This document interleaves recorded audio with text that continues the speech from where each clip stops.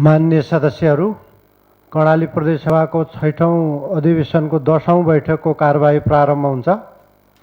माननीय सदस्यहरू, प्रदेश सरकार र प्रदेश सरकार मार्फत सरोकारवाला निकायहरूको ध्यानाकर्षण गराउनुपर्ने सार्वजनिक सरोकारका विषयहरूमा यथास्थानबाट आफ्ना भनाइ राख्न विशेष समयको व्यवस्था गरेको छु।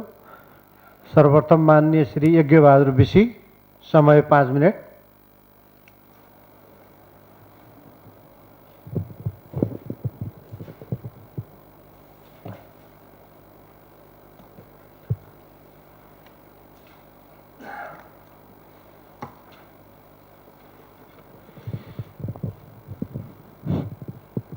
सभामुख महोदय, 6औं अधिवेशनको 10औं बैठकमा सार्वजनिक महत्त्वको विषयमा केही कुराहरू म राख्न गइरहेको छु। सभामुख महोदय, सर्वप्रथम आज बिहान 9:30 बजे कालीकोट जाँदै गरेको भारतबाट आएका र केही नेपालमा रोजगारी गरेर फर्किएका व्यक्तिहरूलाई लिएर जाँदै गरेको ना 8 ख 5133 नम्बरको टिपर कालीकोटको लालुघाट कर्णाली नदीमा दुर्घटना हुँदा 2 जना व्यक्तिको मृत्यु भएको र 6 जना व्यक्ति हराइरहेको र अन्य घायल भएको भन्ने सुन्नमा आएको छ। सभामुख महोदय, मृतकहरूको हार्दिक श्रद्धाञ्जली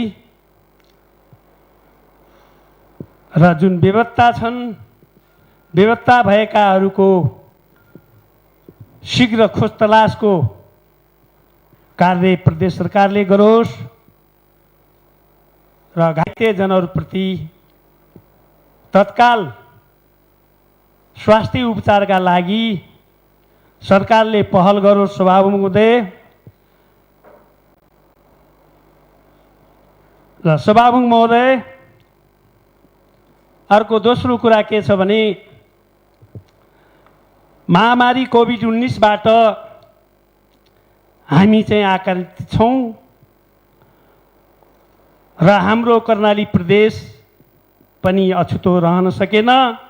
अहिलेको परिस्थितिमा कर्णाली प्रदेश हिजोको डाटामा मात्रै अहिले अब 671 पुग्यो भन्ने आएको छ संक्रमित।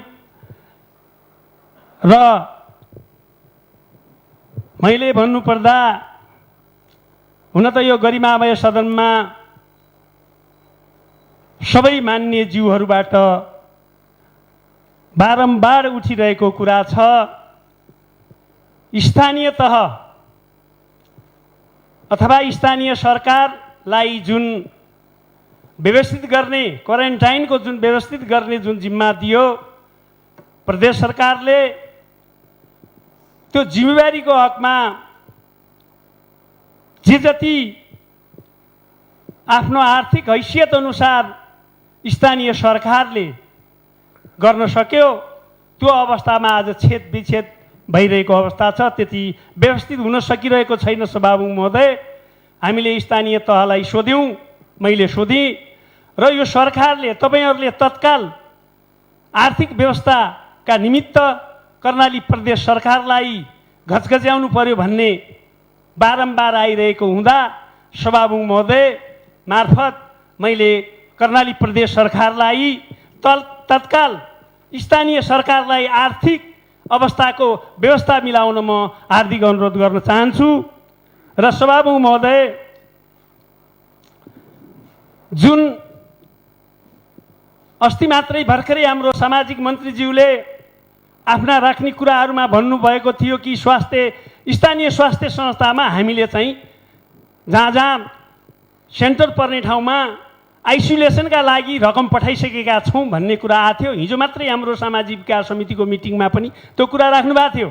तर स्थानीय तहलाई सोद्धा जुन ठाउँमा जाने हो त्यहाँ अहिलेसम्म कुनै केही भएको छैन भन्ने, कुनै आइपुगेको छैन भन्ने खबर आएको छ र त्यसकारण यो पनि तत्काल व्यवस्था हुनुपर्छ भन्ने मेरो चाहिँ सभामुख महोदय मार्फत सरकारको ध्यान आकर्षण गराउन चाहन्छु। अर्को महत्त्व विषय के छ भनेदेखि यो बर्खायाममा अब हामीले चाहिँ के भने सरकारको नीति तथा कार्यक्रममा दोस्रो प्राथमिकता हामीले खाद्य उत्पादन क्षेत्रलाई र रोजगारी जोडिरहेका छौँ सभामुख महोदय।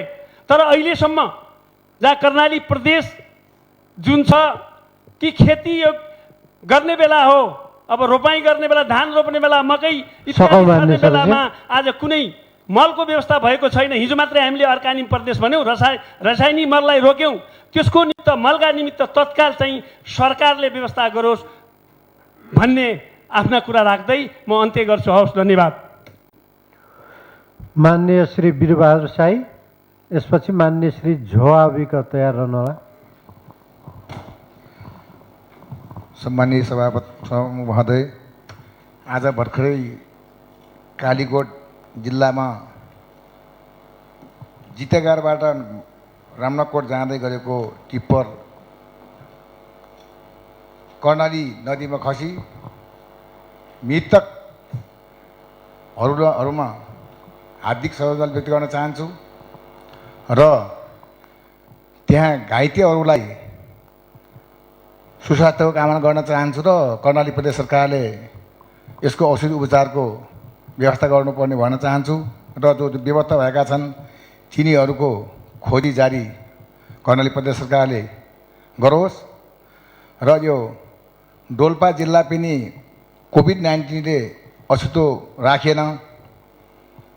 भर्खरै डोल्पा जिल्ला जगदुल्ला गाउँपालिका वडा नम्बर 3 मा जो होम क्वारेन्टाइनमा बस्नुभएका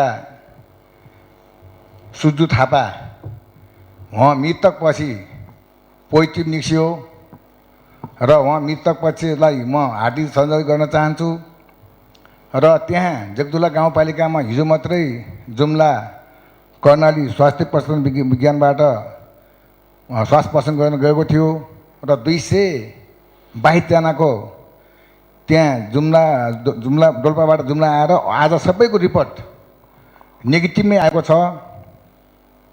र यो कर्णाली प्रदेश सरकारलाई यसलाई शुभ सन्देशसहित धन्यवाद दिन चाहन्छु र अहिले डोल्पा जिल्लामा एउटा मात्रै राष्ट्रिय निकुञ्ज सेफोक्सुद राष्ट्रिय निकुञ्ज छ।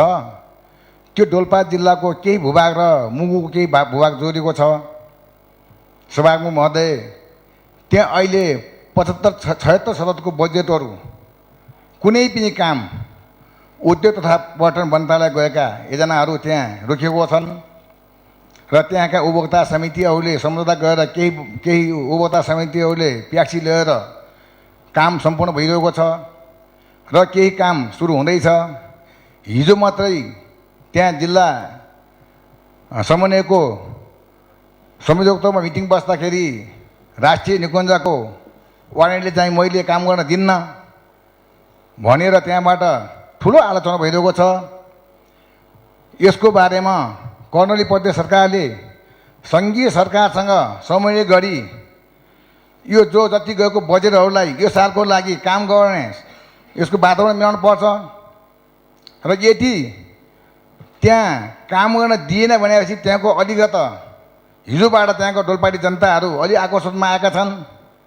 यसको लागि प्रदेश सरकारले त्यो राष्ट्रिय निकुञ्जभित्र संरक्षण गर्न त्यहाँको जनतालाई अधिकार दिने उपभोग गर्न नदिने हिजोबाटै चाहिँ गएर त्यो विकास विरोधी काम भइरहेको छ र अहिले सङ्घीय समाचार अनुसार तिनटै सरकार भइसके, प्रदेश सरकार, स्थानीय सरकार, सङ्घीय सरकार भइसके पनि अझै पनि त्यहाँको नागरिकहरूले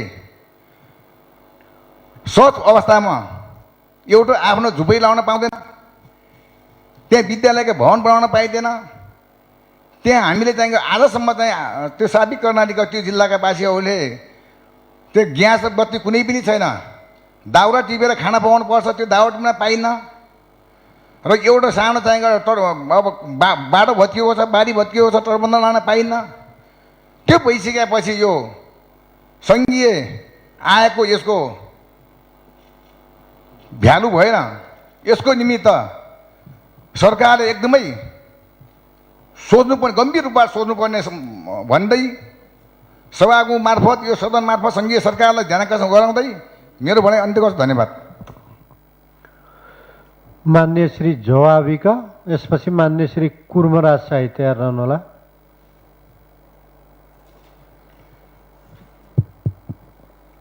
सहमुख महोदय, यो कालीकोटको घटनामा म पनि एकदम दुखी छ। त्यही मृतकमाथि श्रद्धाञ्जली, त्यही घाइते तुरुन्त चाहिँ खोजी गरेर अस्पतालमा ल्याउनु होला।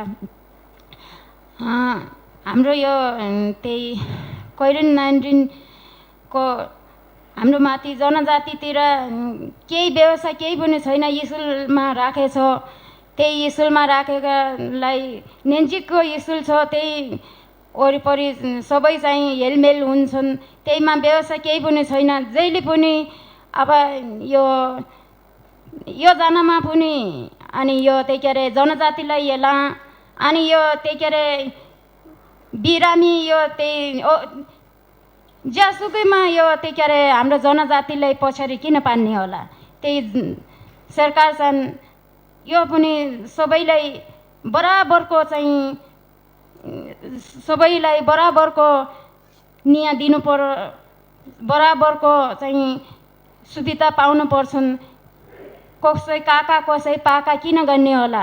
यो चाहिँ बराबरको चाहिँ सरकार हो, कसैको व्यक्तिगत सरकार पनि होइन, कसैको पार्टीको हो भनेर काका पाका पनि नगरौँ। यो म सदनमा चाहिँ म भन्न चाहन्छु। जहिले पनि त्यही के अरे जनजातिलाई नामी नै आउने, दलितलाई चाहिँ घटना परेपछि माग खोजी निजी न्याय मान्ने, त्यही अन्यलाई कारबार नै आउने के कारणले होला। पछाडि पारेको दलित बन्ने अनि पछाडि पारेको जनजाति बन्ने, त्यसले न्याय कही बेला पाला। कर्णाली प्रदेश सरकार चाहिँ अझै चाहिँ पहिलाको चलन जसो मोल्ला ठोकुरी अनि साई मात्रै नहेर्नु होला, सबै ठाउँलाई हेर्नु होला। म त्यही यो सदन मार्फत म ध्यान आकर्षण गर्छन्। जहिले पनि पछाडि पारेको भन्नु बेलालाई जो बोलेपछिमा यो पछाडि पारेको अगाडि ल्याउनु होला अनि भन्छन्। अनि पछाडि पारेको कही बेला अगाडि ल्याएर कही बेला त्यहीलाई स्थान पाउने होला, कही बेला त्यहीलाई चान्स पाउने होला। त्यही यो अरू त्यही के अरे मल्ला ठोकुरी मरेपछि मात्रै के खोजी धेरै गर्छ होला। त्यही सरकारी पार्टीमा एक मानिएन एक मन्ने भएपछिमा खोजी निजी किन गर्दैन। लाजाले मन्नु नगर्नु त। तपाईँ त्यही सरकारको मा बसेकोलाई धेरै लाज भयो, धेरै चाहिँ यो क्या सल्लाह मर्यो होइन, त्यही के अरे यो किरा मर्यो होइन, मान्छे मर्यो हो। केही न खोजी निजी नगर्ने के होला। हस्, धन्यवाद। मान्य श्री कुर्मराज शाही, यसपछि मान्य श्री अमृता शाही तयार रहनुहोला। हेलो, मान्य सभामुख महोदय, कालीकोट जिल्लामा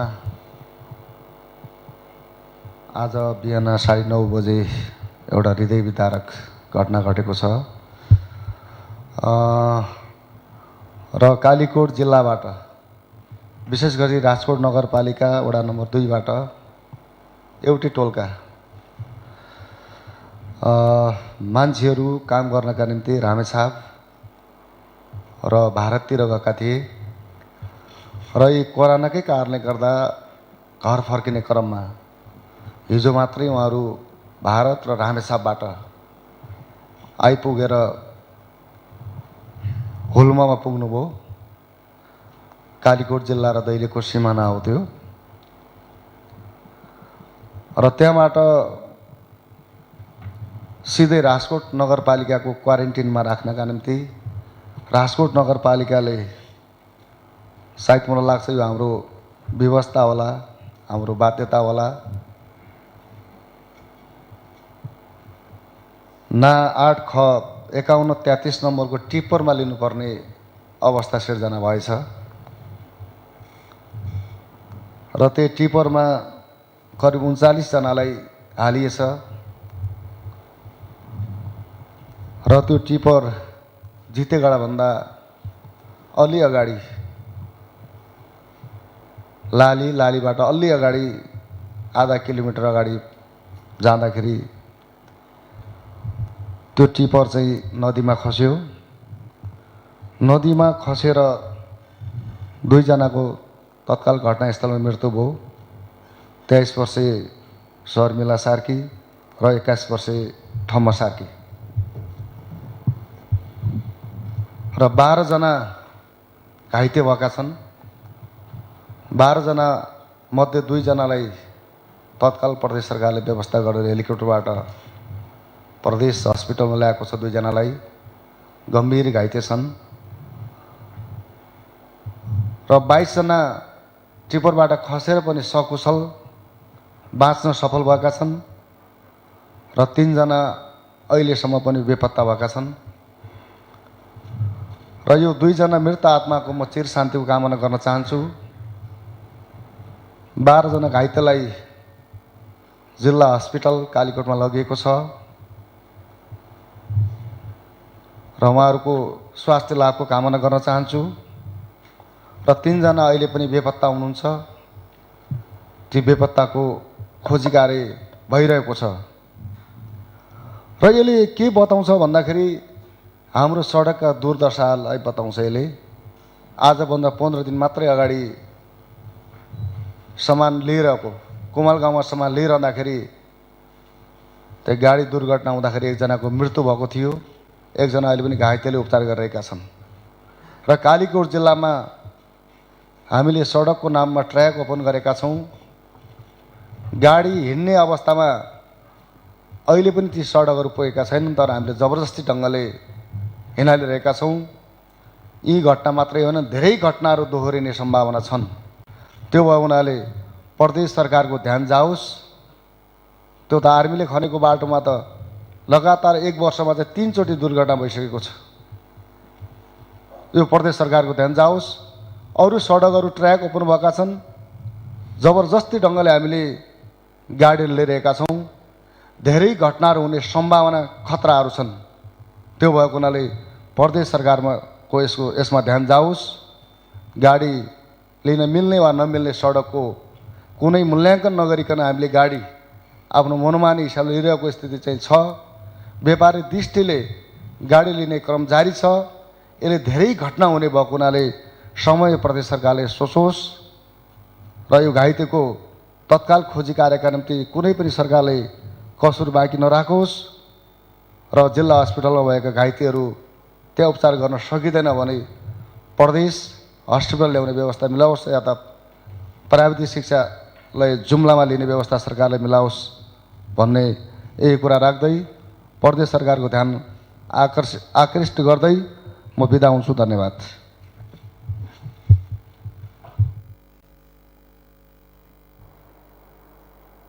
मान्य श्री अमृता शाही, यसपछि मान्य श्री धर्मराज रेग्मी तयार रहनुहोला।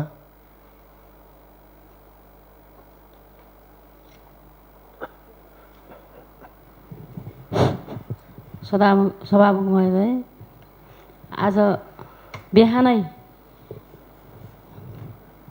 अघि बोल्ने माननीयज्यूहरूले पनि भन्नुभयो, बिहानै आज टिप्परमा गएर मान्छेहरू भारतबाट नेपालको काठमाडौँदेखि उता काभ्रेतिर कताबाट आएर आफ्नो घरतर्फ जाँदै गर्दा दुःखद घटना भयो एकदमै।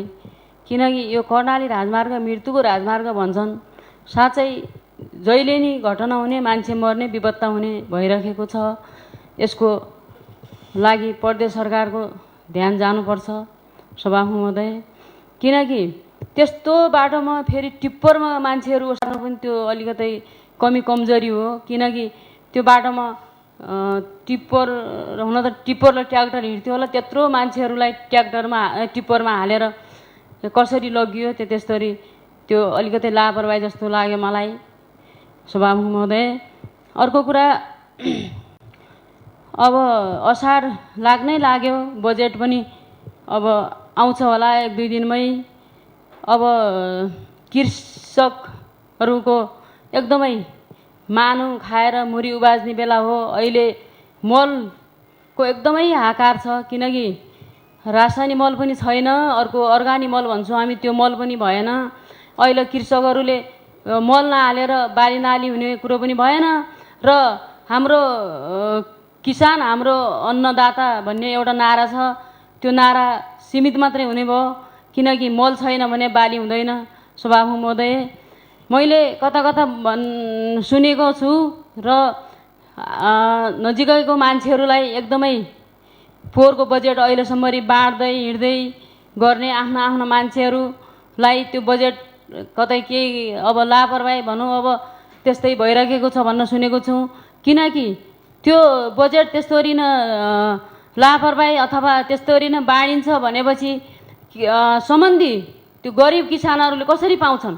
आफ्नो मान्छेहरूलाई मात्रै पोसाउने भएपछि त्यो कृषिको बजेट केही काम भएन। सभामुख महोदय, यसमा सम्बन्धी सरकारको अथवा निकायको ध्यान जाओस् र हाम्रा किसानहरूले बेलैमती मल बिउ को व्यवस्था होस् र हाम्रो प्रदेशमा कृषि मन्त्री अथवा हाम्रो सरकार छ हामीलाई सहयोग गर्छ भन्ने किसानहरूले एकदमै आफ्नो सरकारबाट पाउने सुविधा पाओस् र आफ्ना कामनालाई नपर्स्याओस् भन्न मैले सभामुख मार्फत भन्न चाहेँ। र कोरोनाले मान्छेहरू सरकारले भन्ने हिजो हामी के अरे सामाजिक मन्त्रालयमा गयौँ, कागजमा सबै ठाउँमा राम्रो व्यवस्था गरेको देखियो। सबै ठाउँमा मान्छेहरू सन्तोकै भए जस्तो भयो। 20-25 हजार मान्छेहरू आएका छन्। 4-5 हजारको 6-7 हजारको तिनी ऊ मात्रै जाँचिएको छ। अरू मान्छेहरूलाई कहिले जाँच्ने? तिनी मान्छेहरू त्यत्तिकै घरमा गएर अरू परिवारहरूलाई पनि सल्किएर तिनीहरूको पनि क्वारेन्टाइनमा बास हुने बेला भइसक्यो। स्थानीय तह चाहिँ एकदमै आत्तिएको छ, किनकि प्रदेश सरकारले पैसा पनि नपठाउने र किटहरू पनि नपठाएपछि स्थानीय सरकारले मात्रै कसरी यति धेरै मान्छेहरूलाई व्यवस्था गरोस्? सभामुख महोदय, यो चाहिँ सम्बन्धी निकायमा अथवा स्वास्थ्यकर्मी डाक्टरहरूलाई पठाउनु पर्यो, त्यहाँ कोरोना जाँच्ने सामग्री पठाउनु पर्यो, अनि स्थानीय सरकारलाई पैसा पठाउनु पर्यो र त्यहाँ खानपिनको अथवा क्वारेन्टाइनको व्यवस्था गरोस् भन्न चाहेँ। र अब किनकि दिन प्रतिदिन हाम्रो कर्णालीमा मान्छे थपिँदैछन् र मर्नेको सङ्ख्या पनि बढी हुँदैछ। मर्नेपट्टि हार्दिक श्रद्धाञ्जली व्यक्त गर्छु। बिरामीको स्वास्थ्य लाभको कामना गर्दै मेरो भनाइ अन्त्य गर्छु। हस्त धन्यवाद। जय हिन्द। मान्य श्री धर्मराज रेग्मी, त्यसपछि मान्य श्री ठम्बरबहादुर विष्ट तयार रहनुहोला। सभामुख महोदय, पछिल्लो समय यो क्वारेन्टिन व्यवस्थापन लगायतका विषयहरूमा स्थानीय तहका प्रतिनिधिहरूले खास गरी कोरोना विरुद्धको प्रतिकार्यमा चाहिँ स्थानीय तहका प्रतिनिधिहरूले अत्यन्तै जोडतोडमा मैले यो सभामा यसभन्दा पहिले पनि त्यो शब्द प्रयोग गरेको छु सभामुख महोदय। अहिले म फेरि त्यो दोहोऱ्याएर त्यो शब्द प्रयोग गर्छु। छातीको भरमा भनेको चाहिँ अत्यन्तै कम स्रोत र साधनहरूको बिचमा स्थानीय तहका पदाधिकारीहरूले जनताको नजिकको सरकारको कारणले गर्दा उहाँहरूले चाहिँ कोरोना विरुद्धको प्रतिकार्यमा बडो निर्ममतापूर्वक लागिराख्नु भएको छ सभामुख महोदय। यो सभाले उहाँहरूको त्यो कार्यलाई धन्यवाद दिनुपर्छ सभामुख महोदय। मैले पहिले बोल्दा पनि यो कुरा राखेको छु। खास गरी केही छिटफुट घटनाहरूले जो क्वारेन्टिनको व्यवस्थापन गरिरहेछन्, दिनरात खटिरहेछन्, त्यस्ता जनप्रतिनिधिहरूमाथि कुटपिट भएको अथवा चाहिँ कर्मचारीहरू उप कुटपिट भएको जस्ता घटनाहरू सार्वजनिक भएका छन्। यी घटनाहरूले के सङ्केत दिन्छन् भने सभामुख महोदय, हामीले व्यवस्थापनका कुराहरूमा ध्यान दिन सकेनौँ भने स्थिति चाहिँ के छ भन्दाखेरि चाहिँ हाम्रो काबुभन्दा बाहिर जान सक्छ। स्थिति चाहिँ के छ भने अरू प्रतिनिधिहरू कुटिन सक्छन्। स्थानीय सरकार त कस्तो छ भन्दाखेरि सभामुख महोदय, त्यहाँ झन्डा छ, डन्डा छैन, सुरक्षा त केही पनि छैन सभामुख महोदय। सत्ता छ, सरकार छ, हुन त हाम्रो स्थिति पनि त्यस्तै छ। अस्ति कदा मन्त्रीजीले चाहिँ यो सेना बिनाको कमान्डर भन्नुभएको स्टेटमेन्ट आएको थियो। त्यसो हुँदाखेरि एउटा वडाध्यक्ष, एउटा पालिका अध्यक्ष अथवा उपाध्यक्ष सदस्यहरूलाई उहाँहरूसँग सुरक्षा अरू विषयहरू त केही पनि छैन।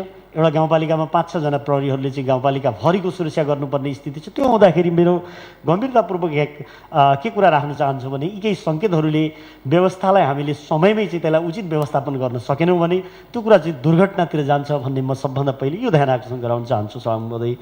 र प्रदेशको भूमिकाका बारेमा केही प्रश्नहरू उठेका छन् सभामुख महोदय। हाम्रा बारेमा अचेल हाम्रो हलभन्दा बाहिर छलफल हुन्छ सभामुख महोदय। मान्छेहरूले सुरुदेखि के भनिरहेका छन् भने नेपालको संहिताको बारेमा र खास गरी प्रदेश प्रणालीको बारेमा मान्छेहरूले औँल्याइरहेका छन्। हामी सौभाग्यले यो प्रदेश प्रणालीको प्रतिनिधित्व गर्ने ठाउँमा हामी आइपुगेका छौँ। मान्छेहरूले हाम्रा कामहरूको आधारमा दृष्टिकोण बनाउँछन् सभामुख महोदय। हामीले सुरुमा के भन्यौँ, संहितामा हामी यस कारणले प्रवेश गऱ्यौँ कि एउटा निश्चित वर्ग, क्षेत्र, समुदाय राज्यको मूलधारबाट बाहिर पर्यो। हामी हाम्रो विकास, हाम्रो योजना, हाम्रो बजेट आफै निर्माण गर्छौँ भन्यौँ र त्यो मध्ये कर्णालीले पनि जबरजस्त आवाज उठायो सभामुख महोदय। तर हामीले गरिरहेका काम कारबाहीहरूले यो 3 वर्षको दौरानमा यी कुराहरू पुष्टि गर्छन् कि भनेर भन्यो भने सभामुख महोदय हामी पुष्टि गर्न सक्ने अवस्थामा छैनौँ सभामुख महोदय। त्यसो हो भने बाहिरका मान्छेहरू जसले हाम्रा बारेमा आलोचना गर्छन् उनीहरूको भनाइ बलियो हुन्छ सभामुख महोदय। हाम्रा कामहरू निर्ममतापूर्वक प्रदेशहरूले काम गर्न सके कि सकेनन्, वित्तीय अनुशासनमा प्रदेशहरू राम्रा भए कि भएनन्, हिजो सङ्घीय सरकारले केन्द्रीय संरचनाबाट काठमाडौँबाट गर्ने कर्णालीको विकासको दर र आज कर्णालीमै सरकार बनाएर यतै गर्ने विकासको दरमा फरक पर्यो कि परेन। हिजोको कर्णालीको बजेट काठमाडौँले बनाउँदा कार्यान्वयन नहुने स्थिति जे थियो, आज कर्णालीमा हामीले बजेट निर्माण गर्दा पनि कार्यान्वयन नहुने स्थिति त्यही रह्यो भने सभामुख महोदय हाम्रा बारेमा प्रश्नहरू उठ्छन्। मान्छेहरूले भने जस्तो यो महँगो व्यवस्था भयो, चलाउन सकिँदैन भन्ने स्वर ठुलो हुनसक्छ सभामुख महोदय। त्यो छोरलाई हामीले समयमै हाम्रा कामहरूद्वारा त्यसको चाहिँ औचित्य, प्रदेश प्रणालीको औचित्य पुष्टि गर्नुपर्छ। जति हाम्रो कार्यकाल अन्त्यतिर जाँदै जान्छ हामी सबैमाथि एउटा नैतिक प्रश्न र यो हाउसमाथि एउटा नैतिक प्रश्न हुन्छ सभामुख महोदय। हामीले हाम्रा काम कारबाहीहरूका कारणले प्रदेशलाई औचित्यपूर्ण बनाउन सक्यौँ कि सकेनौँ। अहिले हामीसँग समय छ, अहिले हामीसँग धेरै समय छैन तर थोरै समय छ। हामीले चाहिँ निर्ममतापूर्वक काम गर्नुपर्छ। म सरकारको त्यो ध्यान आकर्षण गराउन चाहे सभामुख महोदय। एउटा मलको विषय अत्यन्त जटिल छ सभामुख महोदय। हामीले सुरुदेखि अर्ग्यानिक प्रदेश भनेर घोषणा गऱ्यौँ। हामीले अर्ग्यानिक प्रदेशको चाहिँ ब्यानर लगाउने, सहकारीहरूलाई हामीले चाहिँ पैसा वितरण गर्ने र चाहिँ सङ्घीय सरकारले व्यापक अनुदानमा दिएको मलहरू पनि प्रदेशमा आउन नदिने स्थिति हो भनेपछि सभामुख महोदय कि चाहिँ हामीले अर्ग्यानिक उत्पादनका लागि मल प्रदेशमा उत्पादन गर्नु पर्यो, अन्यथा सङ्घीय सरकारले छुट्याएको बजेटको चाहिँ सदुपयोग यो प्रदेशका जनताले गर्न पाउनु पर्यो। यो त जनतामाथिको अन्याय हुन्छ सभामुख महोदय। हामीले चाहिँ अर्ग्यानिकका पूर्वाधारहरू कम्प्लिट नगर्ने, अर्ग्यानिकमा त हामी प्रवेश गरे होला नि सभामुख महोदय। अब सरकारले ल्याएका कार्यक्रमहरू, नीतिहरू र बजेटहरूको आधारमा हामी अर्ग्यानिकतिर पूर्वाधार बनाएर जाने होला। यो कुरा एकैपटक चाहिँ अर्ग्यानिकको साइनबोर्ड हर्रेमा लगाएर जनतालाई मल नदिने कुराले चाहिँ न्यायपूर्ण पनि हुँदैन सभामुख महोदय। त्यसो हुँदा सङ्घीय सरकारले मलमा छुट्याएको बजेट यो प्रदेशका जनताको नाममा पनि त्यो बजेट छ। त्यसो हुँदाखेरि मैले त्यो ब्यानरलाई चाहिँ उहाँहरूको प्राथमिकताको आधारमा सरकारले अर्ग्यानिकका कामहरू गरोस् यसमा मेरो टिप्पणी छैन सभामुख महोदय। तर अर्ग्यानिकको आधार तयार पार्दै यो प्रदेशका जनताको ट्याक्सबाट आएको जुन सङ्घीय बजेट छ त्यसमा पर्याप्त मलमा अनुदान छ त्यो यो प्रदेशका जनताले पाउनुपर्छ र त्यसबाट विमुख हुनु हुँदैन। अन्यथा हामीले त्यसको विकल्पमा अर्ग्यानिकको आधारमा चाहिँ हामीले कम्पोस्ट मलहरू दिन सक्नुपर्छ। हाम्रो त्यो अवस्था छैन भने हामीले चाहिँ पूर्वाधार बनाउनेतिर जाने हो। र अन्तिममा मैले पहिलो बत्ती बलिसकेपछि अन्तिममा मैले के कुरा चाहिँ बडो जिम्मेवारीपूर्वक यो सभामा राख्नुपर्छ भने प्रदेश प्रणाली संहिताको यो युनिक प्रणाली हो। यदि यो चाहिँ बाहिरबाट यसमाथि भइरहेका आक्रमणहरूलाई हामीले चाहिँ समयमै निस्तेज गर्न हाम्रा मितव्ययी सरकार सञ्चालन गरेनौँ र द्रुत विकास गरेनौँ भने हामीमाथिको प्रश्न चाहिँ बलियो हुँदै जानेछ। यो कुरा मैले यस सम्मानित सभामा बडो जिम्मेवारीपूर्वक आफ्ना कुराहरू मैले राख्न चाहन्छु सभामुख महोदय। धेरै धन्यवाद। मान्य श्री ठम्बरबहादुर विष्ट, यसपछि मान्य श्री यमलाल कणेल तयार रहनुहोला। माननीय सभामुखज्यू, विशेष गरी हामी विशेष समयमा एक दुईवटा कुराहरू मैले सभामुख मार्फत यहाँ सरकारको अब ध्यान आकर्षण गर्न गइरहेको छु। अब यो धेरैचोटि कुरा उठेको, बिचमा लामो ग्याप भएको कोरोना विविध कारणले फेरि पनि उठाउनै पर्ने भावनाले मैले फेरि नवीकरण गर्ने त्यो विषयलाई। यो जो हाम्रो समितिको चाहिँ सभापति के अरे यो सभापति अथवा अध्यक्ष भन्ने त टुङ्ग्या छैन क्यारे, जे होस् यो समितिको अध्यक्ष चुन्ने कुरा यो कहाँ पुग्यो? हाम्रो संवैधानिक समितिका चाहिँ जो ज्येष्ठताका कुराहरू उठे अथवा योग्यताका कुराहरू उठे, त्यहाँ गर्ने माननीयज्यूहरूलाई पनि एउटा खालको ह्युमिलेसन कि त त्यसैमा निर्णय गरिदिएपछि पनि सायद कसैको आपत्ति विपत्ति हुनुपर्ने स्थिति देखिँदैन। 3 वर्ष त त्यसै पनि गुजारिसक्यौँ हामीले यही प्रणालीमा।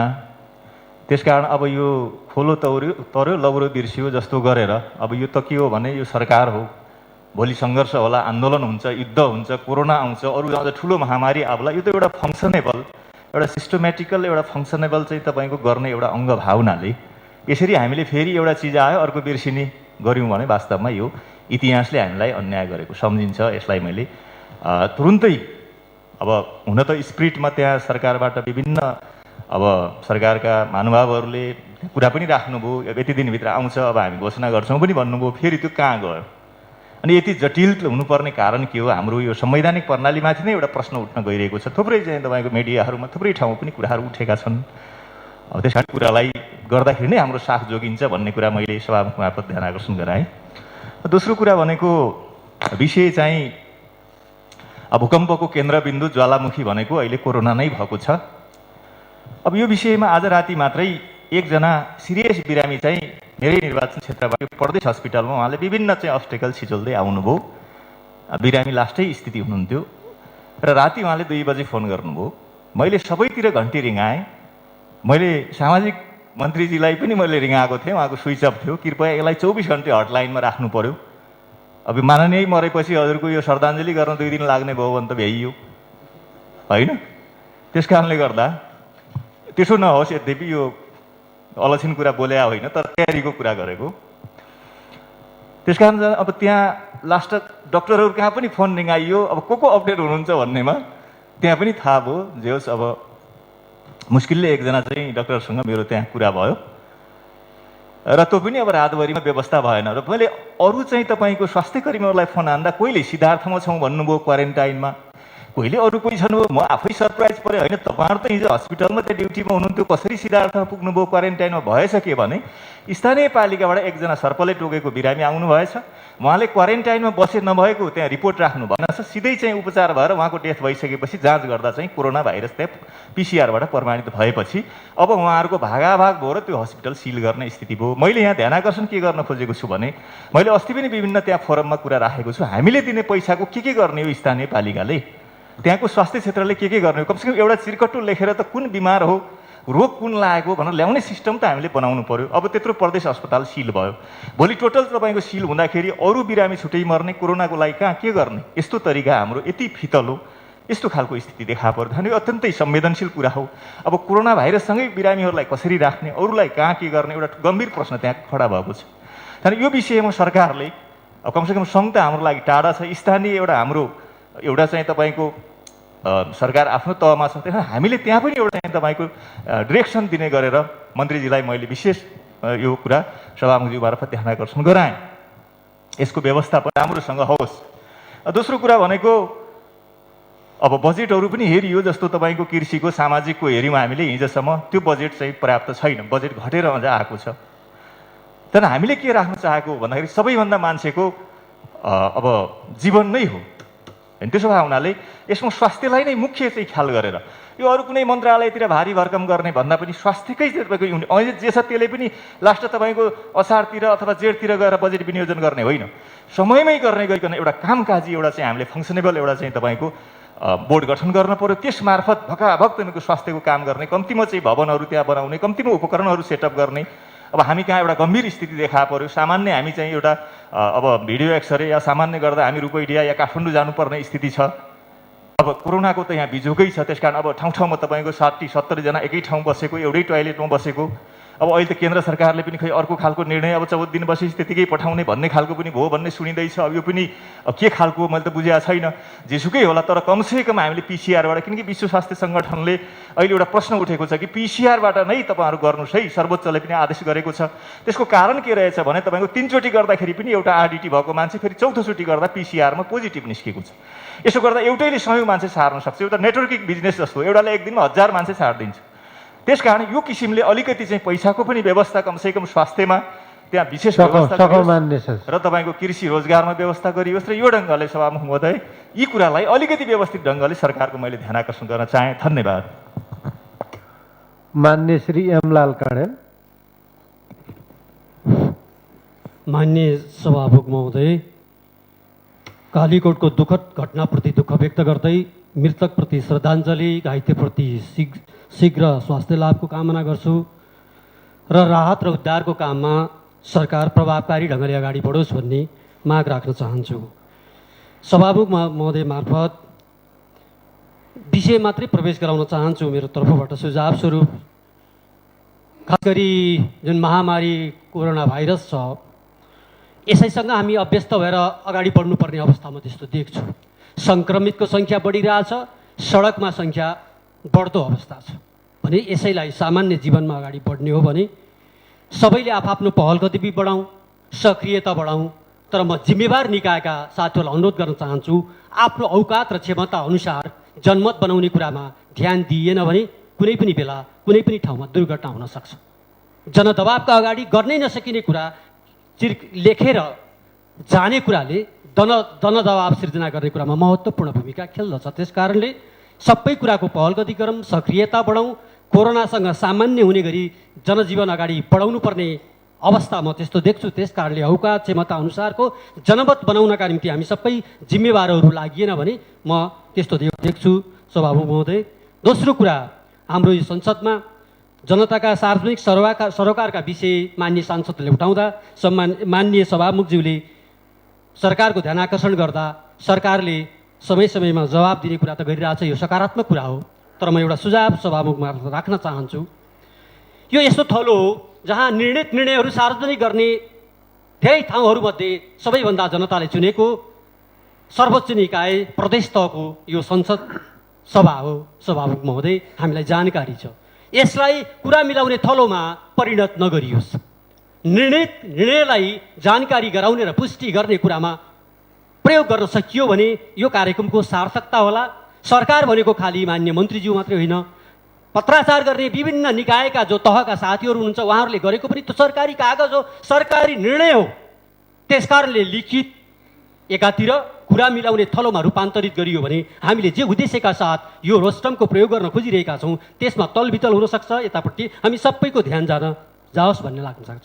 अर्को सभामुख महोदय, सदनमा जो कोहीले पनि विषय प्रवेश गराइसकेपछि त्यो सबैको विषय हुन्छ नै। सभामुख महोदय, मेरो पनि धेरै विषयहरू उठेका छन्, त्यसमध्ये पनि एउटा विषय केही दिन अगाडि यहाँ उठेको छ, त्यतापट्टि पनि मेरो ध्यान गएको हुनाले केही कुरा राख्न चाहन्छु। यद्यपि त्यो प्रस्तोताले त्यो विषय उठाउनेहरूले उहाँको कुरा हो, तर पनि यो सदन समक्ष भइसकेपछि मैले पनि त्यसप्रति त्यसलाई मैले सकारात्मक ठान्दै, मैले अन्यथा होइन, त्यसलाई मैले सकारात्मक ठान्दै केका निम्ति उठाउनु भयो, कतिका निम्ति उठाउनु भयो, म त्यो प्रश्न गर्न चाहन्न। उहाँले नै व्यक्त गर्दा मैले बुझेको कर्णालीको जे हालत अवस्था छ त्यो हालत अवस्थालाई चित्रित गर्दै केही कुरा यहाँ प्रस्तुत भए, केही कुरा यहाँ घोषणा भए। सभामुख महोदय, ती सकारात्मक छन्। उहाँले त बोल्ला तत्त ठाउँमा यी व्यवस्था गरियो भने झन् राम्रो हुन्छ समेत भन्ने स्थिति रहँदा म अनुरोध र आग्रह गर्न चाहन्छु, यो दलीय व्यवस्था छ, सकारात्मक कुराको सबैले संरक्षण गर्नुपर्ने हुन्छ।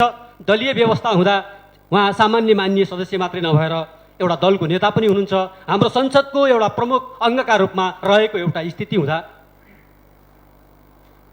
त्यसले स्वाभाविक रूपले उहाँको दललाई प्रभाव पार्छ।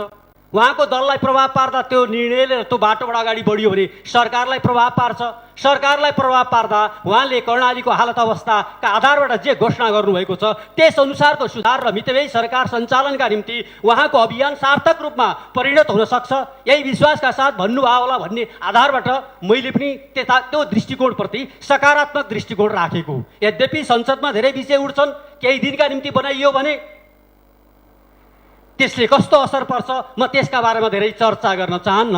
त्यस कारणले म अनुरोध गर्न चाहन्छु कि त्यो केही दिनका लागि होइन, उहाँले बोल्दा र मैले बुझेका आधारबाट कर्णालीको जे हालत अवस्था छ त्यस आधारबाट हाम्रो जे दिनचर्या छ, जे जीवनशैली छ त्यसलाई परिवर्तन गर्नका निम्ति उहाँले जे घोषणा गर्नुभएको छ म अनुरोध गर्न चाहन्छु। यदि उहाँले साँच्चीकै त्यसका निम्ति हो भने उहाँ दलीय व्यवस्था हो, यो दलको आधारबाट यहाँ प्रतिनिधित्व गरेका छौँ, सङ्ख्याका हिसाबले धेरै वा थोरै होला, सबैभन्दा पहिला जहाँ त्यो कुराले प्रभाव पार्न सक्छ, व्यवहार त प्रभावित हुने गरी अगाडि बढ्न सकियो भने नचाहेकाहरूले पनि त्यो बाटोमा हिँड्न पर्ने परिस्थिति निर्माण हुन्छ। त्यतापट्टि मेरो तर्फबाट पनि ध्यान आकर्षण गर्न चाहन्छु र अन्तमा एउटा कुरा राख्न चाहन्छु। माननीय सभामुख महोदय, प्रवक्ता मान्यले पनि केही कुरा राख्नुभएको छ। यो नयाँ संरचना हो। सङ्घीय सरकार र स्थानीय तहको सरकार तलै थियो। नयाँ व्यवस्था अनुसार, संघीयताको नयाँ ढाँचा अनुसार हामी जुन नयाँ संरचनाका सदस्य भएर यो सभा समक्ष उपस्थित भएका छौँ, परीक्षण हाम्रो भइरहेको छ, प्रश्न हाम्रो उठिरहेको छ। त्यस कारणले यो परीक्षामा हामी सबै मिलेर उत्तीर्ण हुने गरी अगाडि बढ्ने कुरा सबैको उत्तिकै दायित्व हुँदाहुँदै पनि जिम्मेवारी ठाउँमा रहनुभएको जो माननीय सदस्यहरू वा जिम्मेवार तहमा रहनुभएकोहरूले ध्यान दिनुभएकै होला, राम्रो भूमिका खेलेकै हुनुहोला। तर फेरि पनि म स्मरण गराउन चाहन्छु, यो आफ्नो भूमिकालाई प्रभावकारी बनाउने कुरामा ध्यान दिन जरुरी र आवश्यकता छ। किनकि परीक्षाको घडीमा सामेल भएका पात्र तपाईँ हामी नै हौँ। त्यस कारणले फेल नहुने गरी, बाँकी समयमा उत्तीर्ण हुने गरी आफ्नो भूमिकालाई प्रभावकारी बनाउने कुरामा हामी सबैले फेरि स्मरण गरौँ। मेरो तर्फबाट सभामुख महोदय मार्फत अनुरोध गर्न चाहन्छु। धन्यवाद।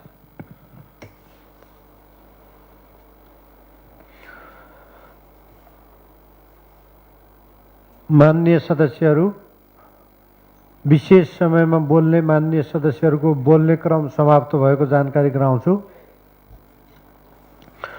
माननीय सदस्यहरू, यसभन्दा पहिलेका र आजको बैठकको विशेष समयमा माननीय सदस्यहरूले उठाउनुभएका सार्वजनिक सरकारका विषयहरूमा आफ्नो जवाफ वा धारणा राख्न प्रदेश सरकारका सम्बन्धित विभागीय मन्त्रीलाई रुलिङ गर्दछु।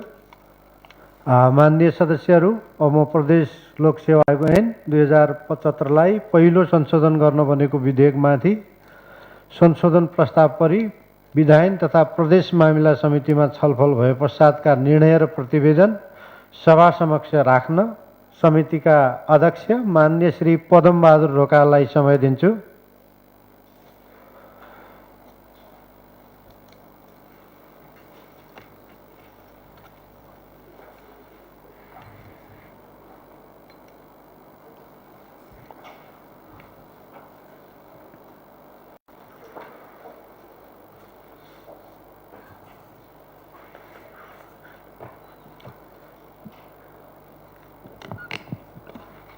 माननीय सभामुख महोदय, प्रदेश लोकसेवा आयोग ऐन 2075लाई पहिलो संशोधन गर्न बनेको विधेयक 2076 प्रदेश सभा सचिवालयमा मिति 2076 फागुन 2 गते दर्ता भई मिति 2076 फागुन 18 गते सभामा छलफल भएको लागि टेबुल भएको थियो। मिति 2076 फागुन 19 गते प्रदेश सभामा सैद्धान्तिक छलफल पश्चात मिति 2076 फागुन 27 गते सभाबाट सो विधेयक विधान तथा प्रदेश मामिला समितिमा प्राप्त भएको थियो। मिति 2076 फागुन 21 गते बसेको प्रदेश सभाको बैठकको निर्णय अनुसार लोकसेवा आयोग ऐन 2075लाई पहिलो संशोधन गर्न बनेको विधेयक 2076 माथि प्राप्त संशोधन सहित दफावार छलफल गरी समितिको निर्णयसहितको प्रतिवेदन प्रदेश सभामा पेश गर्न यस समितिलाई प्राप्त भएकोमा संशोधनकर्ता माननीय कौशिलावती खत्री, माननीय देवी ओली, माननीय बद्मी कुमारी बोहरा, माननीय ठम्बरबहादुर विष्ट, माननीय धर्मराज रेग्मी, माननीय खड्कबहादुर खत्री र माननीय करवीर साई समेतको सहभागितामा विधेयकमाथि दफावार छलफल गर्नको लागि मिति 2077 जेठ 15 गते, जेठ 17 गते र जेठ 22 गते गरी जम्मा 3 पटक बैठक बसी संशोधन प्रस्तावमाथि व्यापक छलफल गरिएको थियो।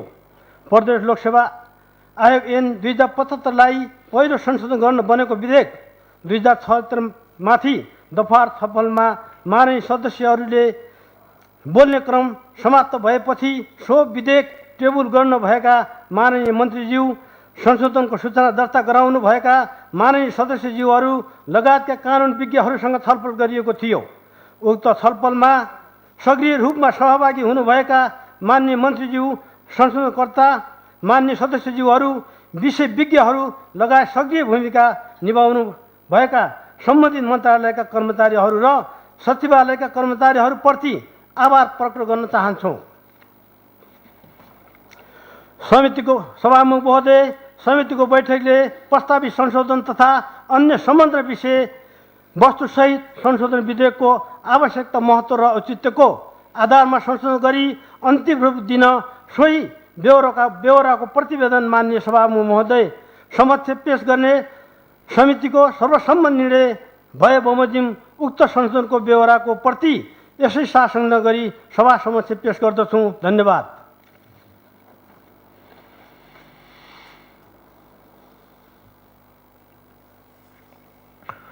माननीय सदस्यहरू, अब म कर्णाली प्रदेश सरकारका भूमि व्यवस्था, कृषि तथा सहकारी मन्त्री माननीय श्री विमला केसीलाई खाद्य उत्पादन अधिकार तथा सम्प्रभुता सुनिश्चित गर्न बनेको विधेयक 2075 का सम्बन्धमा कर्णाली प्रदेश सभा नियमावली 2074 को नियम 120 को उपनियम 2 को खण्ड क बमोजिम प्रतिवेदन सहित विधेयकमाथि छलफल गरियोस् भनी सभा समक्ष प्रस्ताव गर्न समय दिन्छु।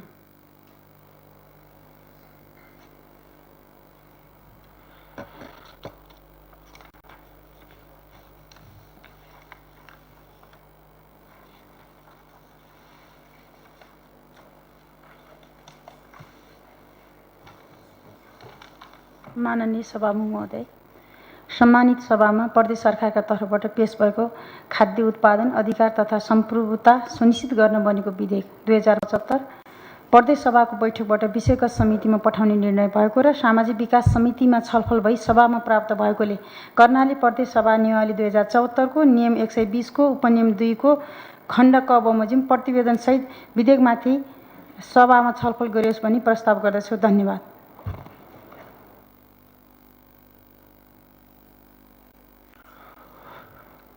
माननीय सदस्यहरू, कर्णाली प्रदेश सरकारका भूमि व्यवस्था, कृषि तथा सहकारी मन्त्री माननीय श्री विमला केसीले सभामा पेश गर्नुभएको खाद्य उत्पादन अधिकार तथा सम्प्रभुता सुनिश्चित गर्न बनेको विधेयक 2075 माथि प्रतिवेदन सहित विधेयकमाथिको छलफलका लागि समय निर्धारण गरेको छु। सर्वप्रथम माननीय श्री अमरबहादुर थापा, समय 7 मिनट।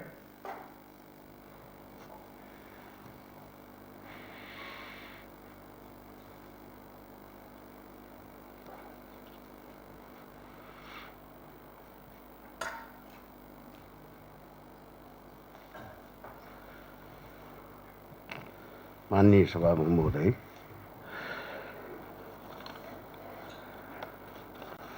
कृषि तथा भूमि तथा सहकारी मन्त्रीजीले पेश गर्नुभएको खाद्य उत्पादन अधिकार तथा सम्प्रभुता सुनिश्चित गर्न बनेको विधेयक 2075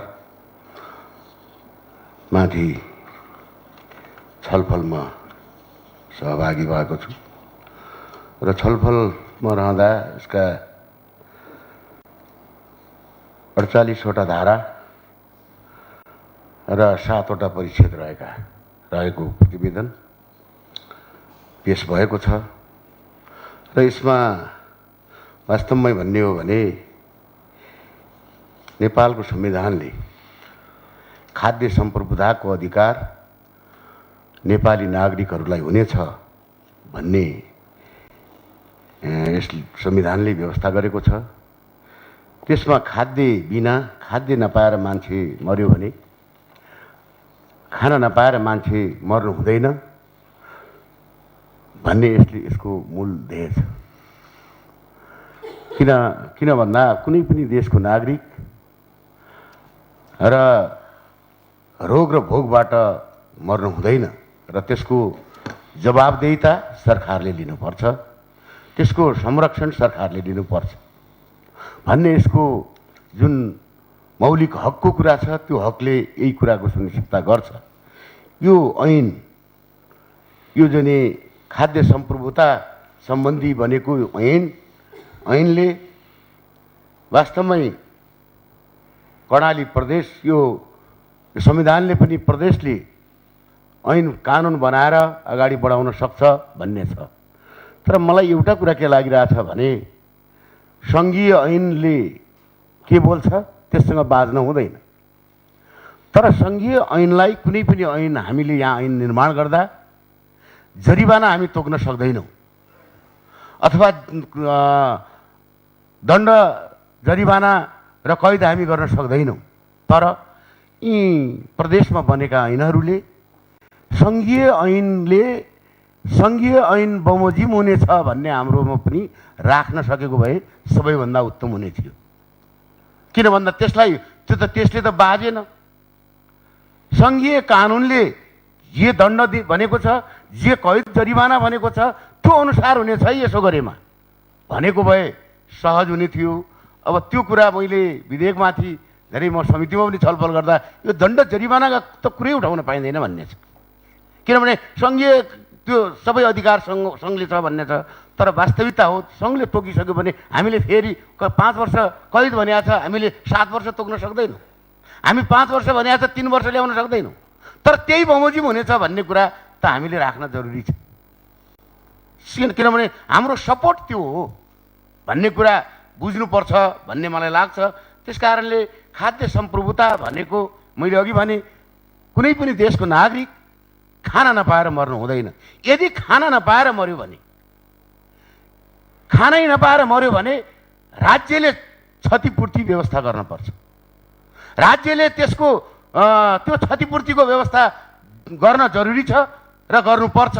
त्यस कारणले किन क्षतिपूर्ति ऊ त मरिसक्यो, अब क्षतिपूर्ति त उसको परिवारलाई होला भन्ने हुनसक्छ। किन भन्दा त्यो जब क्षतिपूर्ति तोकिन्छ, जब राज्यले पनि त्यो गलत भयो भन्ने महसुस गर्छ, फेरिका दिनमा कानुन भनेका फेरिका दिनमा सुधारका लागि कहीँनिर कुनै बिचमा दुर्घटना भयो भने त्यो गर्नु कहीँ लापरवाही भयो भने त्यो लापरवाही गर्नु हुँदैन भन्ने मान्यता नै कानुनले बताउँछ। कानुन कैद हाल्ने मात्रै होइन, कानुन जरिमाना गर्ने मात्रै होइन, कानुनले प्रत्येक नागरिकलाई गलत गर्नुहुन्न भन्ने सिकाउने चिज हो। हामीले अनुशासित र मर्यादित भएर अगाडि बढ्नुपर्छ भन्ने कानुनले बताउँछ। त्यस कारणले कर्णाली प्रदेशका नागरिकहरू खाना नपाएर मर्नु हुँदैन र यो ऐनमा धेरै कुरा हेरे, सबै कुरा ठिक छन्। मैले यसको धेरै खण्डन मण्डन गर्नुपर्ने अवस्था छैन। त्यस कारणले यसले जुन किसिमको 48 वटा दफा राखेको छ, त्यो 48 वटा दफामा मैले धेरै खण्डन गर्नुपर्ने अवस्था छैन। जे मैले भने त्यो कुरालाई मात्रै अलि नपुग्छ कि भन्ने मेरो भनाइ हो। त्यसैले कुनै पनि किसानलाई वर्गीकरण गर्ने भनेको छ, पोषणयुक्त खाना दिने भनेको छ, त्यो राम्रो काम हो। त्यस कारणले खाना दिँदा र त्यो किसिमको व्यवस्था गर्दा यसले किसानका निमित्त जो गरिब किसान छन् तिनको पहिचान गर्ने, तिनको जाने रासन कार्डको व्यवस्था गर्ने, कृषिमा बिमा गर्ने, सबै कुरा बडा महत्त्वपूर्ण कुरा राखेका छ। तर त्यो गरिने कुरा ऐनमा लेखेर भएन, प्रयोगमा हुनुपर्छ। मैले अहिले विकासमा पनि कुरा गरेको छु। कहाँ हो हामीले अहिले कोरोना भाइरसले सङ्क्रमण गरेको छ, राहत दिने कहाँ हो? राहत दिँदा 16 टोलोमै राहत जान्छ। 16 टोलोमा गएर जुन समस्या परेका नागरिकहरू 16 टोलोमा राहत पाउने काम गर्नु हुँदैन। त्यसको पहिचान हुन पर्यो, प्रोफाइल हुन पर्यो। मन्त्रालयलाई हामीले पहिल्यैदेखि भनेका छौँ, प्रत्येक नागरिकहरूको प्रोफाइल तयार हुन पर्यो। कुन ठाउँमा खाना कति महिना पुग्न सक्ने किसानहरू छन् र तिनलाई कसरी उत्पादनमा लाउन सकिन्छ भन्ने कुराको पहिचान गर्न जरुरी छ। यो ऐनले भनेको छ, तर यसको कार्यान्वयन गर्न महत्त्वपूर्ण कुरा छ। यो ऐनले भने जस्तै हामीले यसले पोषणयुक्त खाने उत्पादनमा लाग्ने एकदमै गुणस्तर हिसाबले प्रोत्साहित गर्ने भनियो। वास्तविकता साँचो कुरा छ। यो किताबमा लेख्ने कुरा, ऐनमा लेख्ने कुरा राम्रा छ, तर यसको प्रयोग गर्दा आजै पनि योसँग कोरोना भाइरस लागिरहेको छ। कोरोना भाइरसमा हामीले राहत वितरण गर्न पर्ने ठाउँ कहाँ हो, त्यो ठाउँ खोज्नुपर्ने अवस्था छ। किनभने हामीसँग त्यो डाटा छैन। हामीले कुनै दिन बस नचढ्ने मान्छेलाई बसमा हामीले काठमाडौँबाट उद्धार गर्यौँ। जो मान्छे खाना पुगेको छैन त्यो मान्छे बसमा पनि आउनु पाएको छ। किन भन्दा हामीसँग त्यो प्रोफाइल हुन्थ्यो भने, हामीसँग त्यो किसिमको व्यवस्था हुन्थ्यो भने को मान्छे आफै हिँड्न सक्छ, त्यसलाई व्यवस्था मात्रै गरिदिए पुग्छ। राज्यको काम छैन, लकडाउन भएको छ, गाडी त पाउँदैन उसले, तर त्यसलाई व्यवस्थापन मात्रै गरिदिए पुग्छ। को मान्छेलाई हामीले के अरे भाडा नतिरेसम्म त्यो मान्छे यहाँ आइपुग्न सक्दैन भन्ने मान्छेको पहिचान हुन्थ्यो। त्यस कारणले मैले सरकारलाई कानुन राम्रै छन्, अक्षरमा सबै कुरा ठिक छन्, व्यवहारमा ल्याउनका लागि एउटा काम सरकारले के गर्नु पर्यो भने प्रोफाइल तयार गर्नु पर्यो अनि वर्गीकरण हुन्छ। कुन मान्छे के हो, कुन अवस्थाको छ भन्ने वर्गीकरण गर्ने काम प्रोफाइलले तयार गर्छ। त्यसो भएको हुनाले यो वर्गीकरण गर्नेतिर सरकार, स्थानीय तह र सरकारको संयुक्त रूपबाट यो वर्गीकरण गर्ने कर्णाली प्रदेशका 79वटै पालिकाका नागरिकहरूको वर्गीकरण गर्ने र कति महिना कति खान पुग्छ। अब जस्तै हामीले कुनै राहतका कार्यक्रम, कुनै अनुदानका कार्यक्रम दिन्छौँ, अनुदानका कार्यक्रम दियो भने पनि त्यो वर्गीकरण छैन, त्यो उसले जे किसिमले दिन्छन् त्यही हिसाबले हामीले बाँड्नुपर्छ। त्यसो भए हुनाले त्यसलाई लक्षित वर्ग भनिसकेपछि हामी लक्षित वर्गको पहिचान गर्दैनौँ। त्यसो भएको हुनाले हाम्रा आयोजनाहरू, हाम्रा लक्षित वर्गको जीवनस्तर उठाउने कुराहरू यो अगाडि बढ्न सक्दैन। त्यसो भएको हुनाले मैले सरकारलाई पहिलो ध्यान कानुन बनाउन भन्दा पनि पहिला हाम्रा जनताको वर्गीकरण गरौँ, जनताको हित रक्षा गर्ने आयोजना बनाऊ, ती जनतालाई संरक्षण गरेर जब 51% हामीले त्यो लक्ष्यमा पुरा गर्न सक्यौँ भने हाम्रो सुखारी कर्णाली तब मात्र हुन सक्छ।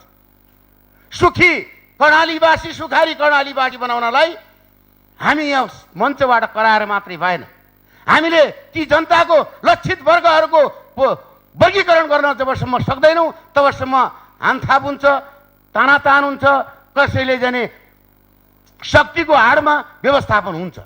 त्यसकारण मैले यही आग्रह गर्न चाहन्छु र यो ऐनमा जे व्यवस्थापन गरिएको छ वास्तविक राम्रै छ, तर यसमा जाने ऐन कानुन बनाउँदा विशेषज्ञहरूका राय लिनुभएको छ, जनताका राय लिनुभएको छ, त्यो सबै कुराले यो प्रतिवेदन आएको छ र यसले कर्णाली प्रदेशका नागरिकहरूको संरक्षण गर्न, खाद्यबाट विचलन नभएर पौष्टिक युक्त खाने भनेको छ, त्यो पौष्टिक युक्त खाना दिन सफल हुने र व्यवहारमा लागू गर्ने काम अगाडि बढोस्, यही शुभकामना दिन चाहन्छु। धन्यवाद।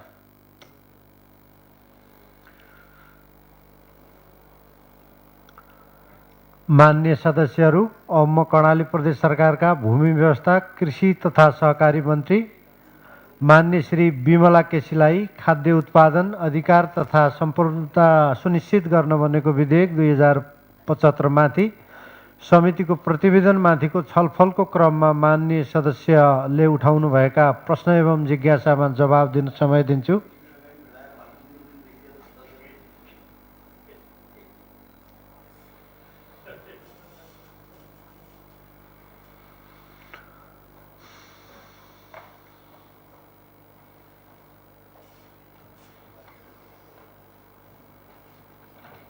माननीय सभामुख महोदय, खाद्य उत्पादन अधिकार तथा सम्पूर्णता सुनिश्चित गर्न बनेको विधेयक 2075 माथि हामी अन्तिम छलफल चलाइरहेका छौँ र यो छलफलका क्रममा यो विधेयकलाई परिमार्जित गर्न, विधेयकलाई चुस्त गराउन, विधेयकलाई कर्णाली अनुकूल गराउन यो विधेयकमाथि संशोधन हालेर संशोधनकर्ताको भूमिकामा जसरी माननीयजीहरूले महत्त्वपूर्ण भूमिका खेल्नुभएको छ, माननीय चन्द्रबहादुर साई, माननीय बिन्दुमान विष्ट, माननीय गोपाल शर्मा र माननीय देवी ओली, 4 जना माननीयहरूले यसको संशोधन प्रस्ताव हाल्नुभएको थियो र धेरैभन्दा धेरै छलफल समितिमा चलेको थियो र समितिले छलफल चलाएर यसलाई चुस्त दुरुस्त गराउने जुन खालको वातावरण बनायो, यसले यो समितिले यति मात्रै गरेन, समितिले जनता लेभलमा पुगेर सल्लाह सुझाव लिएर यसलाई यो महत्त्वपूर्ण विधेयक हो, खाद्य सम्पूर्णताको विधेयक, त्यसैले यसलाई अलि अझ परिमार्जित गर्नुपर्छ भनेर जसरी सरकार राख्यो, चासो राख्यो र यो विधेयकलाई परिमार्जन गर्न जुन खालको भूमिका खेल्यो, समितिका अध्यक्ष र समितिका सदस्यहरू र संशोधनकर्ता माननीयजीहरूलाई म विशेष आभार व्यक्त गर्न चाहन्छु। र यहाँ धेरै कुराहरू, समितिको प्रतिवेदनमा धेरै कुराहरू आएका छन्, यसलाई परिमार्जन गर्नका निम्ति, यसलाई परिष्कृत गर्नका निम्ति ती कुराहरू सहित हामी आज पास गर्ने प्रक्रियामा छौँ। समय सन्दर्भका हिसाबले यो निकै महत्त्वपूर्ण सन्दर्भमा यो खाद्य सम्पूर्णता सम्बन्धीको विधेयक पास गर्ने चरणमा छौँ। देशमा नै मात्रै होइन विश्वमै खाद्य सङ्कटको जुन अवस्था सृजित भइरहेको छ यो स्थितिमा खाद्य सम्प्रभुता सम्बन्धी कानुन यो सभाबाट पास हुने कुरा यो सन्दर्भका हिसाबले मात्रै होइन साँच्चीकै यो वस्तुगत हिसाबले पनि अति आवश्यक र जरुरी यो विधेयक आज हामीले यहाँ पास गर्दैछौँ। त्यसो हुँदा यसले अब पास गरिसकेपछि के गर्न सक्छ भन्ने अनुमान पनि हामी लाउँछौँ। यो विधेयकमा राम्रोसँग छलफल चलाएका छौँ। खास गरी सङ्घीय सरकार ले बनाएको कानुन बमोजिम कानुनको स्पिरिटमा अझ विशेष गरी संवैधानिक अधिकार 2072 को नयाँ संविधानले मौलिक अधिकारको रूपमा धारा 36 मा खाद्य सम्बन्धीको हकको जसरी व्यवस्था गरिएको छ त्यसलाई खाद्य अधिकारको कुरा मात्रै नभएर खाद्य सम्प्रभुताको कुरा पनि संवैधानिक रूपमा मौलिक अधिकारमा उल्लेख गरिसकेपछि सङ्घीय सरकारले यसलाई कानुनी प्रावधानमा जसरी ढाल्यो त्यो कानुनको मूल स्पिरिटमा हामीले प्रदेशको आवश्यकता अनुसार हामीले जसरी यसलाई ड्राफ्ट गर्यौँ मन्त्रालयबाट र यो यहाँसम्म आइपुग्दाखेरि जुन खालको आकार दिइरहेको छ यो आकारलाई मैले सरस्वती प्रतिवेदन र हामीले प्रस्ताव गरेको विधेयकलाई तुलना गरेर हेर्दाखेरि निश्चय पनि एकदमै यसले हाम्रो कर्णाली प्रदेशको आवश्यकतामा महत्त्वपूर्ण विषयहरूलाई सम्बोधन गरेको छ। अगाडि मान्यज्यूले भने जस्तै माननीय अमर थापाजीले भने जस्तै यसमा जस्तो किसानको वर्गीकरण गर्ने कुरा भूमि के अरे बाँझो जमिनको उपयोग गर्ने कुरा बाँझो बिना के अरे बिना कारण मनासब कारण बिना खेती नलगाउने जग्गा धनीलाई सरकारले दिने सहयोग सुविधा र अनुदानमा कटौती गर्ने कुराहरू अहिलेको सन्दर्भमा निकै महत्त्वपूर्ण कुराहरू छन्। हामीले खाद्य उत्पादन वृद्धि नगरी खाद्य सुरक्षाको कुरा हुन सक्दैन। त्यसैले खाद्य उत्पादन वृद्धि गर्ने कुरा निकै चुनौतीपूर्ण कुरा छ। हाम्रो अगाडि यस्ता दिन आउँदैछन् हामीले किनेर हामीसँग पैसा हुँदाखेरि पनि किनेर खान नपाउने अवस्था पनि आउन सक्छ। यो विश्वव्यापी महामारीका कारणले यो एउटा देशमा सिर्जित नभएको समस्या भएको कारणले त्यो समस्या आउने भएको कारणले हामीले जुन उद्देश्यका साथ मन्त्रालय र सरकार जसरी अगाडि बढ्न खोजिरहेको छ त्यो उद्देश्यलाई अझ पुरा गर्नका निम्ति यो कानुनले अझ मद्दत गर्नेछ। यो कानुन पास भइसकेपछि कानुनले दिएका प्रावधानहरूलाई टेकेर अझ बजेटमा यस्ता कार्यक्रम ल्याउनका निम्ति सरकारले पहल गर्नेछ।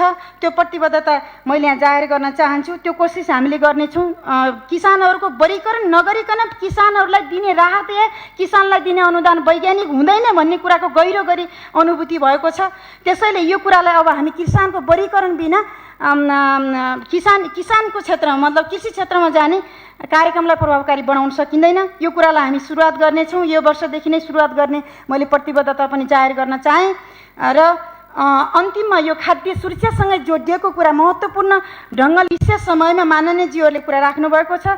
यसलाई अझै धेरै विस्तृत र प्राविधिक हिसाबले हामीले हाम्रो समयमा राख्नेछौँ कुरा राखौँला। तर मैले योसँग खाद्य सुरक्षासँग जोडिएको अहिले तत्काल मल बिउको कुरा जसरी उठेको छ त्यो मल बिउको कुरा पनि योसँगै यो विषयसँग पनि मिल्ने भएको कारण मैले प्रारम्भिक जानकारी के दिन चाहेँ भने हामीले कर्णाली प्रदेशमा अर्ग्यानिक कर्णाली प्रदेश बनाउने भन्ने कुरा उद्घोषण गरिसकेपछि रासायनिक मल सम्बन्धी कुनै पनि विषय मन्त्रालयमा नआइपुगेको अवस्था थियो योभन्दा अगाडि।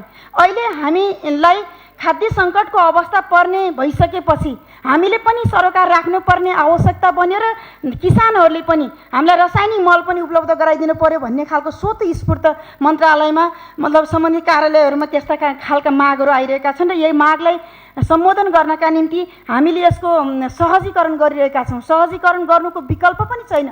मल हामीले रासायनिक मल अहिले किन्न नसकौँला त्यसमा अनुदान दिन नसकौँला तर मलको उपलब्धताको निम्ति सहजीकरण गर्ने सङ्घीय सरकारसँग र अरू प्रदेशका सरकारसँग सहजीकरण गर्ने काम गरिरहेका छौँ। अस्ति एउटा भर्चुअल मिटिङमा सङ्घीय मन्त्रीसँग कुरा गर्दा मैले हाम्रो कर्णाली प्रदेशमा यति रासायनिक मलको आवश्यकता परेको छ मन्त्रीज्यू भन्दा उहाँ हाँस्नुभयो। त्योभन्दा पहिला हामीले कहिले पनि रासायनिक मलको कुरा गरेका थिएनौँ तर बाध्यताले हामी रासायनिक मलको आवश्यकता कुरा पनि उठाउनु पर्ने ठाउँमा पुग्यौँ भनेर मैले त्यो बाध्यता राखेको थिएँ।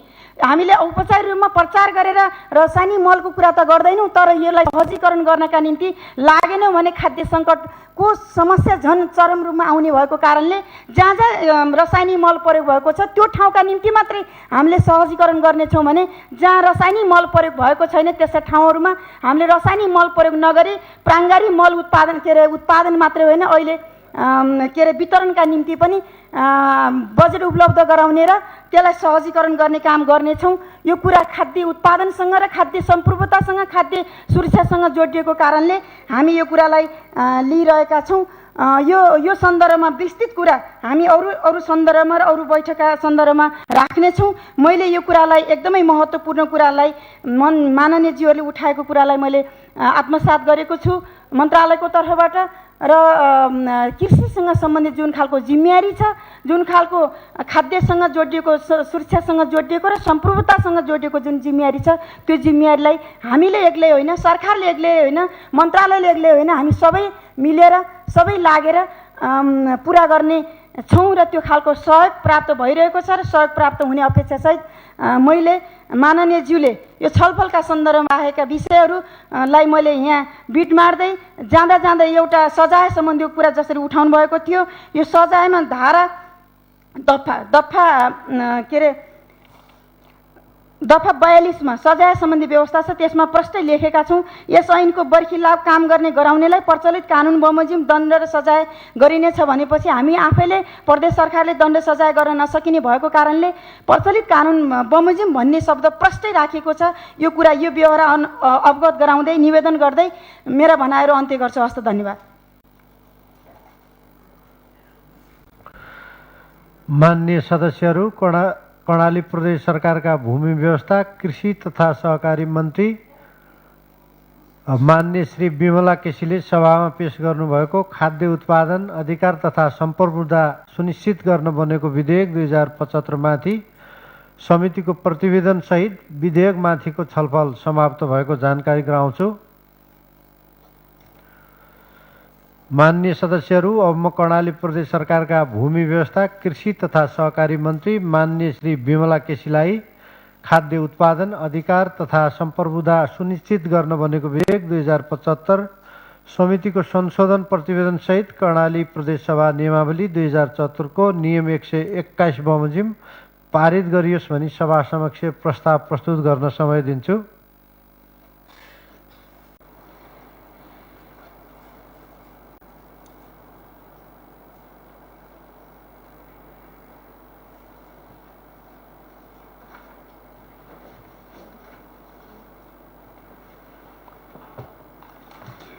माननीय सभामुख महोदय, खाद्य उत्पादन अधिकार तथा सम्प्रभुता सुनिश्चित गर्न बनेको विधेयक 2075 माथि प्रदेश सभामा छलफल भइसकेकोले सामाजिक विकास समितिको प्रतिवेदनमा उल्लेख भएका संशोधन प्रस्ताव यो विधेयकको अभिन्न अङ्ग हुने गरी समग्र विधेयक कर्णाली प्रदेश सभा नियमावली 2074 को नियम 121 बमोजिम यस सभाबाट पारित गरियोस् भनी प्रस्ताव गर्दछु। धन्यवाद।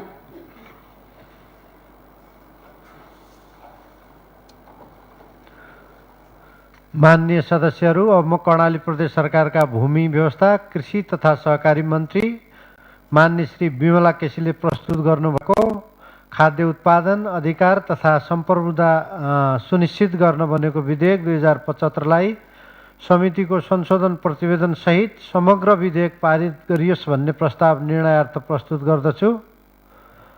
यो प्रस्तावको पक्षमा हुने माननीय सदस्यहरूले हुन्छ भन्नुहोला। यो प्रस्तावको विपक्षमा हुने माननीय सदस्यहरूले हुन्न भन्नुहोला। यो प्रस्तावको पक्षमा हुने माननीय सदस्यहरूले हुन्छ भन्नुहोस्।